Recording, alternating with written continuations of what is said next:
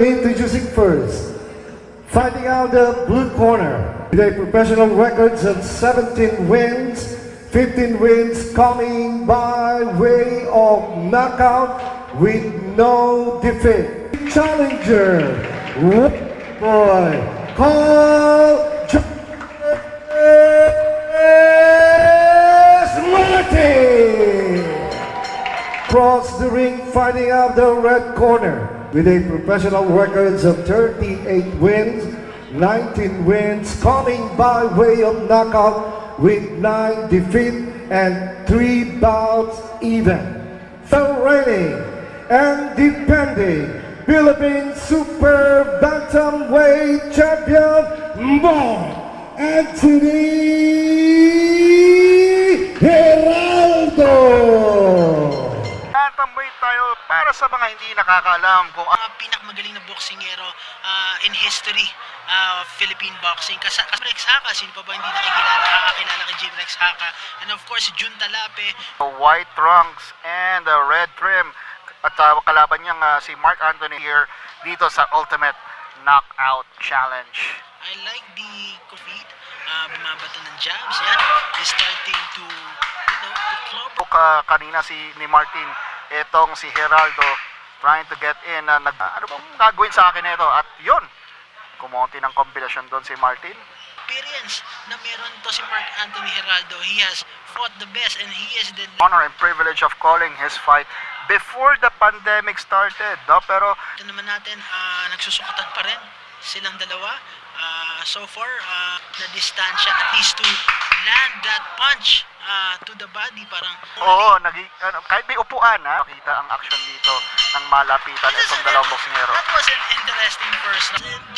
It goes to show na parang he saw everything na inside the ring. So, tignan natin ang pwedeng ma-offer pa nito ni Carl James Martin. Second round on, katabanan ng konti itong dalawang boksingero natin. Combination by the Wonder Boy and Martin also very wary that Geraldo, as with that, talagang makakatulog ka. Yes, totoo. And of course, makikita naman natin yan, pinapasok na ni Each other's gut kung makakapasok sila. At ayun na nga, nakapasok ng kombinasyon. Doon sa pasulong na Mark Anthony Geraldo. Geraldo still looking for that body. Stage niya itong si Carl James Martin. He's the taller guy and that's a good body punch. Geraldo bumawi kaagad. Mag-iingat si Carl James Martin doon sa... We expect a long fight right here, Nisi. I'm really expecting a long fight because both is ahead of this Wonder Boy from Ifugao. Pero, we cannot check Anthony Geraldo. Let's say, maaari nga na ito na marami nga daw nagsasabi na yung mga kalaban daw ni Wonder Boy, and that is itong si Martin has a 7-0 record, fifth, looking for that as well. Tingnan natin kung isa si Geraldo sa makakabilang sa kanya. We are seeing a little adjustment here for both fighters, making the initiative already. No, that's a good 1-2 coming from the Wonder Boy from Ifugao. Points there for Martin. Itong si Geraldo naghahanap ng bapa. Diesel itong si Carl James Martin. And ito nga sa round na to, but Geraldo's combinations are not. So talagang hahanap talaga ng makikita naman niya mas triple o sabihin natin doble, triple na yung activity ng jabs niya. Gunshot ito nga si Mark Anthony Geraldo.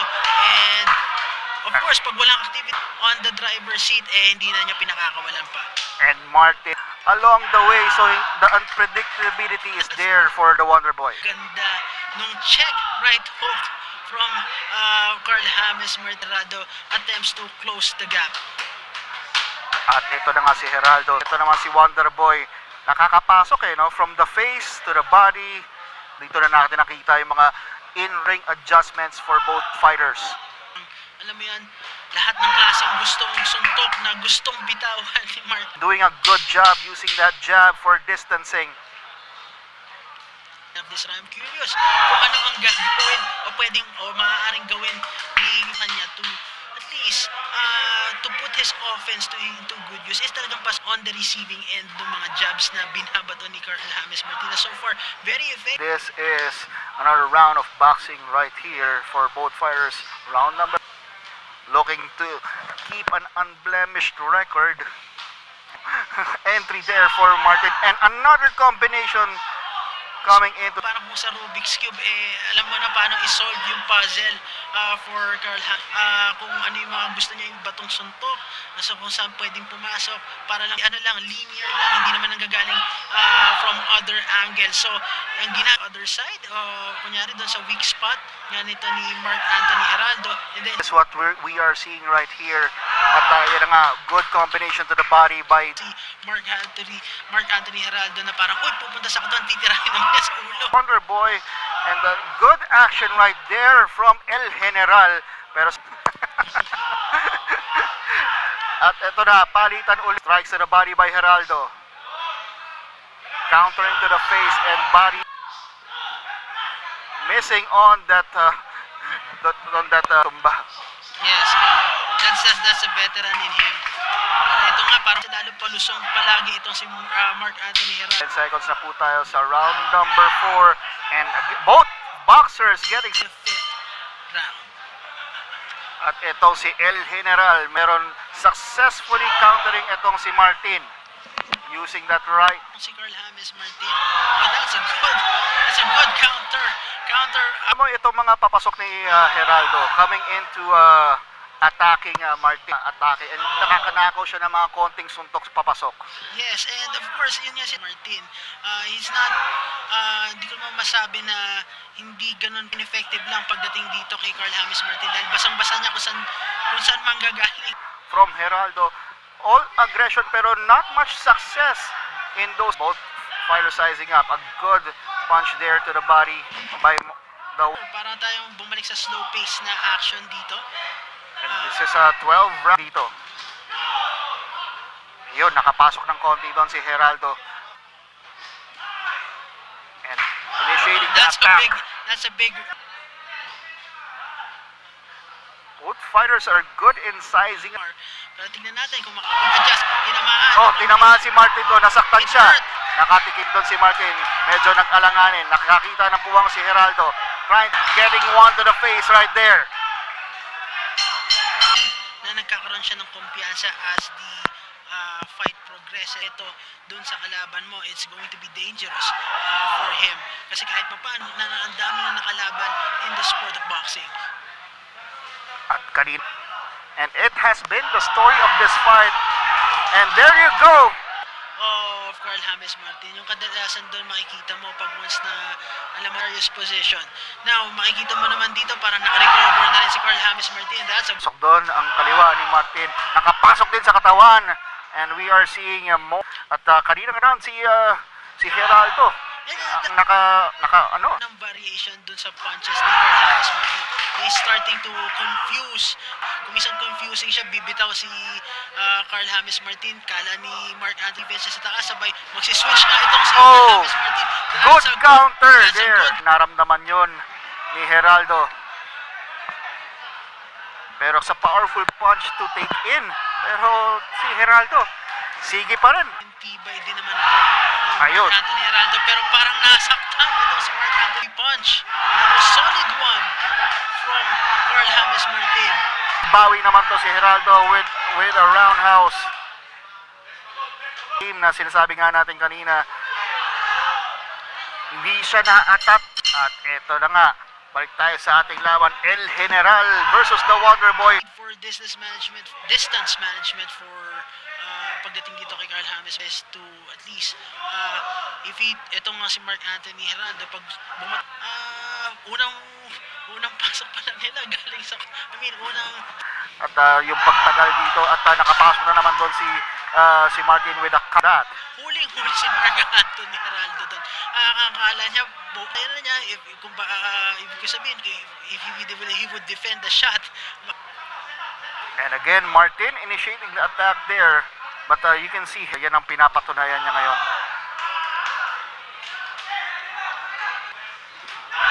At yun, nakapasok. That's a nice check hook of the team.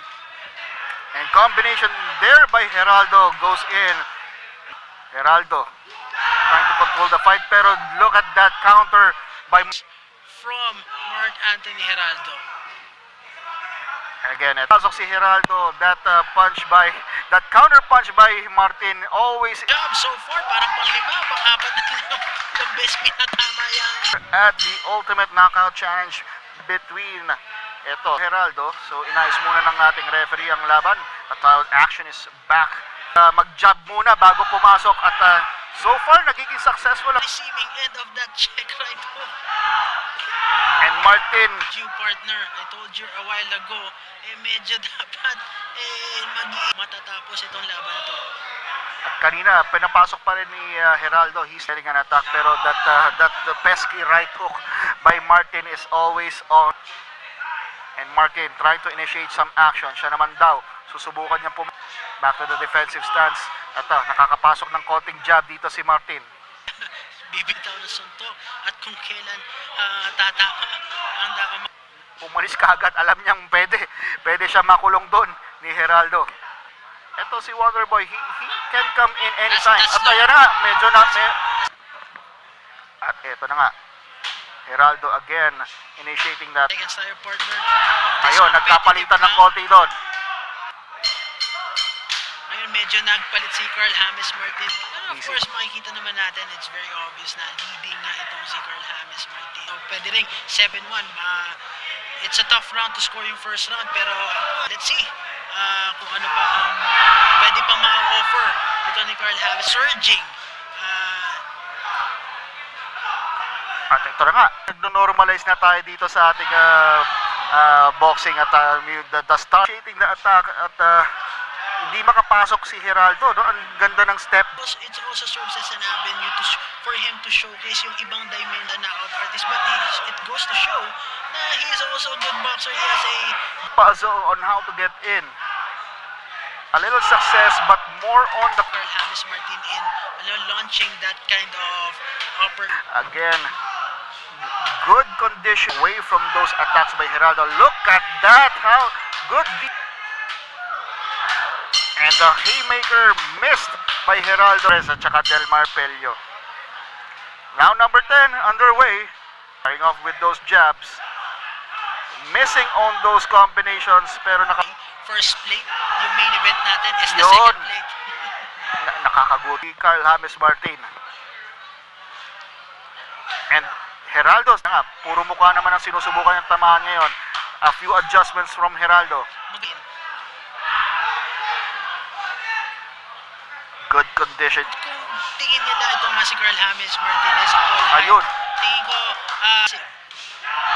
Ayun, nakapasok ng kombinasyon sa mukha si Martin. And, of course, hindi lang nako, nakapasok doon ng konti si para ma-secure na itong panalo. At nakapasok pa ng kombinasyon si Wonderboy doon. In of this fight. As I was saying, ito nga magandang experience to para kanya kung magpo-progress pa siya dito sa sport of boxing, hindi. At itong si Geraldo nakakapasok din. Pero hindi pa sila makakareklamo sa kanilang nilaban kay Martin. Carl James Martin, pwede naman niyang piliin by using his boxing skills and of course leaning on his And a good right there to the face of Geraldo. Martin attacks. And he knows, ang maganda sa kanya, tinamaan siya doon. Has to be careful right here. Mas naging agresibo na si Geraldo. doon sa naunang 10 rounds. At yan na nga, nakaka-counter na. Nag-build up itong kumpiyansa ni Martin ni Geraldo. Martin is rallying back, trying to snatch away. To throw Carl James Martin off his game is to step on the gas pedal. Yung mag-counter, counter siya. It's a no-brainer kung he will go for broke. Geraldo being more aggressive early on. In a very aggressive Geraldo, but he's initiating Martin tries a combination but missed. Geraldo to go all out here. That's a good right straight. Left straight. Eto na, Geraldo kumukonekta uli. Nakakahanap ng buwang, umalis ka. Martin just has to be careful right here. He has the advantage sa judges that he won't let the judges seal his fate right here. So, That's a good uppercut from Carl James Martin. Pero mapapansin ko rin parang hindi na rin susugal ito si Carl James Martin. If he's leading on the scorecards, bakit pa ako susugal kung nasa akin na ito? It has been good boxing for both fighters. Doing the dance right there. That's an Ali shuffle at the 10-second mark. May konting showmanship pa si For the winner by a unanimous decision, and the new Philippine Super Bantamweight Champion,